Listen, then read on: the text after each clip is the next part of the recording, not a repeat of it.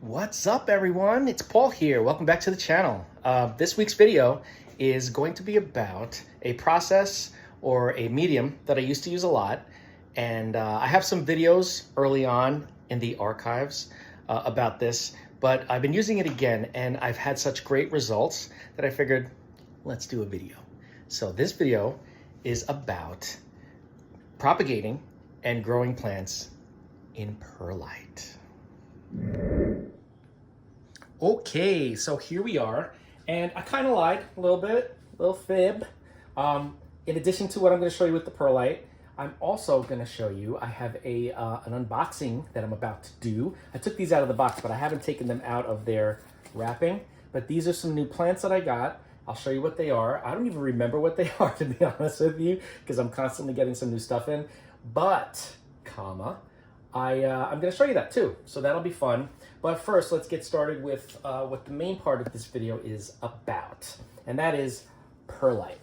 So you guys know what perlite is, right? This is that volcanic glass that is heated, and it pops like popcorn, and this is used in regular, very often it's used in potting mediums to help with drainage and aeration. But a lot of people may not realize that this is a great medium to actually, first of all, to propagate plants in. It's one of the superior, I'd say. It's up there with all of the best methods. I love it. I think it's fantastic. But it's also great to grow your plants long-term semi-hydroponically. So I've been doing that. I've rooted some cuttings in it, and then I am just continuing to grow them in it, because it is really, really cool. It wicks water phenomenally. It allows oxygen to get to the roots because there's all these spots, these gaps between the pieces. And this is just like the regular perlite that you can get in most places, like most nurseries, most big box stores. I don't know exactly what the size of the grain is, but it's relatively small. It's what you normally would find in potting medium. So I have this here that I'm going to be potting something up just to show you how quick and easy it is. This cup I haven't cut any slits in the side yet. So this is just dry perlite that I need to rinse once I put a little cut inside. And this is going to be the reservoir. But before we do that, let me just show you what it kind of looks like. So as you guys know, if you've been following, you know that I love to do my experiments, to start out my experiments with coleus, because coleus are just such great, easy plants that do really, really well in a variety of, take this one off, in a variety of media, and it's a great plant to experiment with if you want to try different things. So this is one of my coleus. This was a cutting that I put into the perlite, and you can see that's where that little cut is. Let me make sure you guys can see. Yep. So that's where that little cut is, and I just have a little bit of water in the reservoir, and it wicks right up, and it keeps all of the perlite nice and damp, nice and moist for the plants to be able to get the water and nutrients when the time comes, as well as allowing those gaps in between the pieces, allowing oxygen to get to the roots. Very, very important. That's why a lot of times when we're propagating our plants, let's say in water culture, right? If you're not keeping the water clean, if you're not flushing it out regularly, the oxygen level in that water can get really low.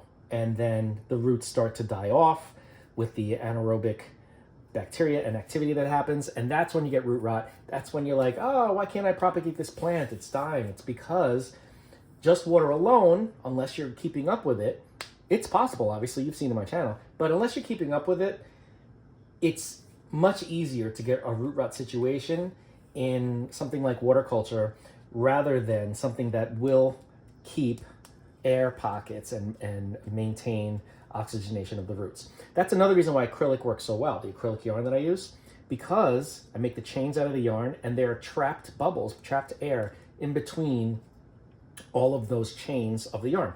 So it's a similar situation, except perlite is quick, it's easy, it's cheap, you can get it almost anywhere, and it works really, really, really well. I'm not going to take these out to show you the roots, but this already has some new growth on it, so I know that it's doing well. Same thing with this one here. So these are 3 coleus that I put into Perlite to propagate. But I also have one of my Rex Begonia props in here. This one started out in water to get the, you know, the roots and the little baby plants.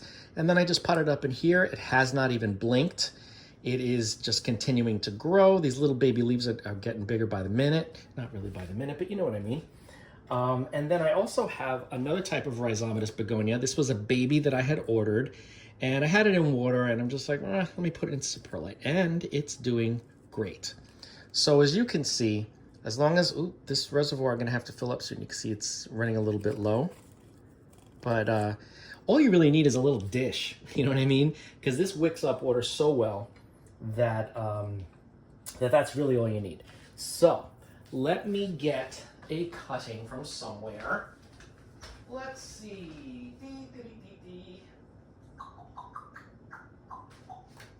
All right, I'm gonna use, let me use one of these. Coleus family plant. You saw this in a recent video. I took some cuttings, I put them into, I think it was it leca? I think it was leca. So I'm gonna take a piece that, let's see if I find a good piece here that I could use, because I took a lot of cuttings last time. But let's see. Let me see, guys. Got some dead leaves here I can remove. Maybe I'll take this little piece right down here, okay? See this little cut? I could just snip it off with my fingers. There's the cutting, okay? You don't need to worry, with Plectranthus at least, you don't need, or Coleus, because now it's in Coleus. Well, not now, but as of the last, I don't know how many years, they put it back into Coleus from Plectranthus. Let me just cut this, make sure it's an even cut. You don't need a node for this to root. It'll root all along the stem. So first thing I'm gonna do, I'm gonna leave this here. I know it's a tiny little cutting, but you know, I didn't wanna really abuse this plant too much. So now I'm just gonna take the cup that I have, and let me do this in front of the camera so you guys can see. I'm going to just cut the edge like that. See how there's a little slit there? I'm just gonna run this under the water over here just to get rid of the dust, because perlite has a lot of dust in it, a lot of broken particles, pieces of perlite that didn't make it, okay? And now I'm gonna take my reservoir and I'll put this in the reservoir. It's gonna start filling up with water. It's not completely clean yet. It's a little cloudy, that water, but that's fine. I can always flush it later. This is really just to demonstrate exactly how easy this is. So you don't really have to do much aside from rinsing out the perlite. And then you just make a little opening, a little hole in the perlite for your little cutting. Here's my cutting. Make sure I'm in camera. Yes. And you just plop it in, firm it up, and that's it. That's it. That's all you have to do. This is gonna root, it's gonna grow, it's gonna do well, it's gonna do phenomenally well, it's gonna do great. And then, once you start getting some growth and some, you know that they're roots because you can tug on it and it won't come up. These guys that are already rooted, I can start putting in some of the fertilizer that I like. And that one is Nutricoat. I use that. I also use Better Grow Orchid Plus. I also used to use, and I still have it, but I don't really use it much, MaxiGrow. But my favorite is the slow release Nutricoat. So there you have it. That's all there is to it, guys. It works so well. I'm not gonna say you get 100% success rate because very few things in this world are 100%, but it is really, really easy to propagate in perlite. And I've been noticing there are a lot of people that use prop boxes instead of using moss, they use perlite. So there you have it. Let me move these out of the way because now we're gonna get into the fun part, which is the unboxing. So, I mean, I know I could tell you this, that I'm pretty sure that these are just begonias, but I don't know what type they are. Let's see, what's this? This one is Begonia Wild Pony. Oh, I really liked this one when I saw it. It's a rhizomatous. And this is from a really great nursery, and I believe on Etsy and on eBay, it's Tom the Plant Guy. I believe that's what it is. He's got incredible plants and very unusual and rare plants too that you don't find anywhere else. So that's one of my staple nurseries to buy from. Okay, it's a little dirty, but look at its leaves. Let me get rid of, there's actually perlite in here. Look at this. Look at this. Okay, this leaf has a little cut in it, a little damage, but that's fine because it's got 1, 2, 3, 4 other leaves that are growing. I love these petioles. They have the fur on them and the trichomes. Look at this. Look at how cool this is. I love this type of rhizomatous begonias. In addition to my Rex, because you know, my Rex is my first love when it comes to begonias. But these guys, oh, I just love them. Look at this. These leaves are going to be massive when they mature. Amazing, right? And they can stay in the small pot for quite some time. Let me just tell you.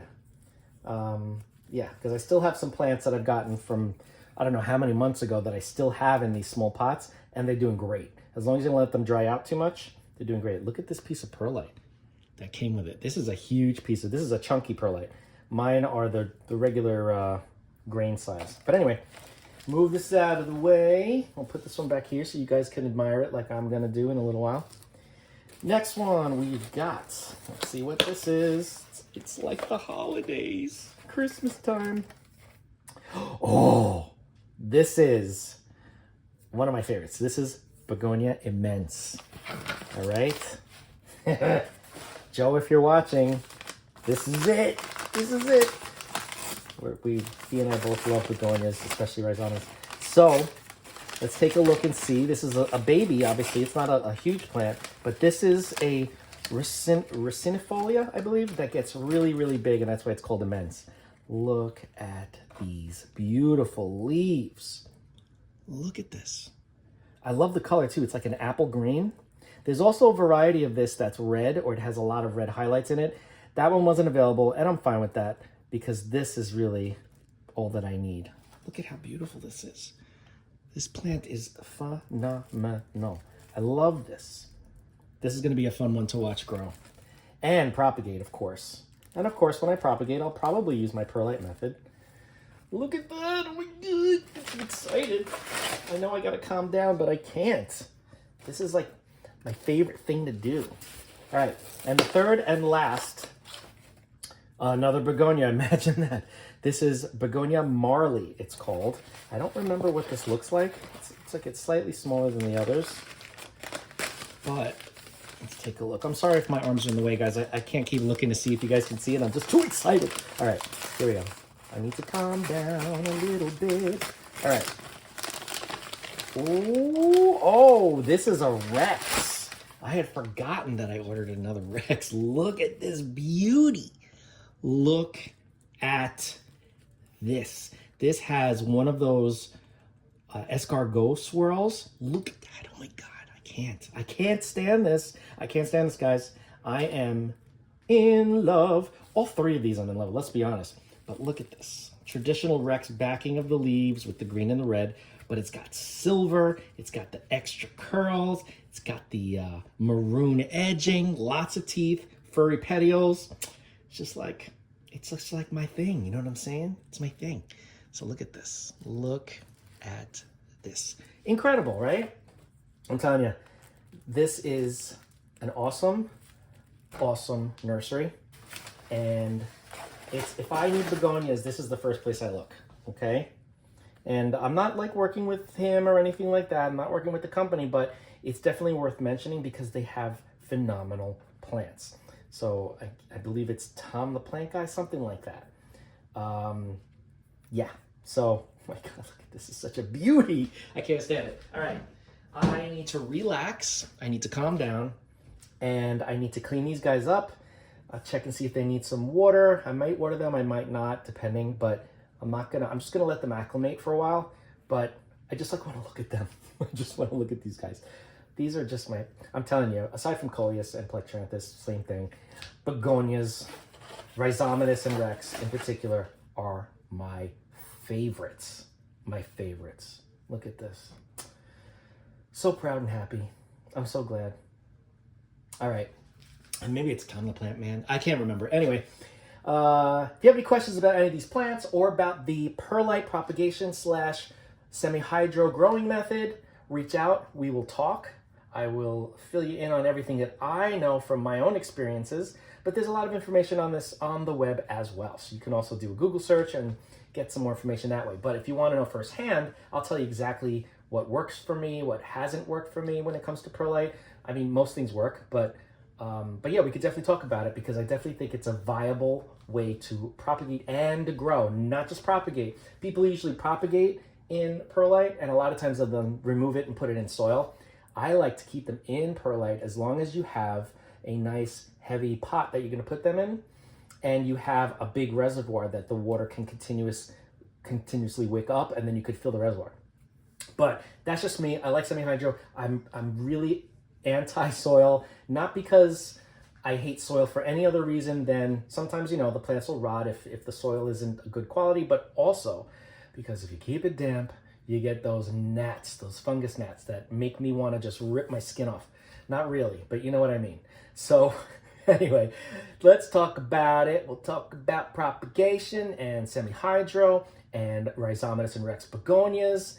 And don't forget to like, comment, share, and subscribe. Hit that bell if you want to be notified. Doink, doink. And I will see you in the next video.